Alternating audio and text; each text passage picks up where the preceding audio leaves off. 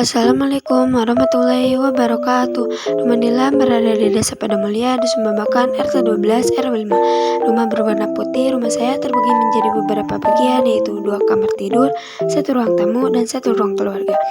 Di rumah saya juga terdapat bingkai foto keluarga dan salon untuk mendengarkan musik di ruang tamu. Di bagian kamar pertama terdapat kasur, lemari, gantungan baju, dan kipas angin. Dan untuk ruang keluarga terdapat TV, sofa, dan kulkas. Di kamar kedua juga kurang lebih sama dengan kamar pertama. Rumah penuh kenang-kenangan yang sangat berarti dan penuh makna.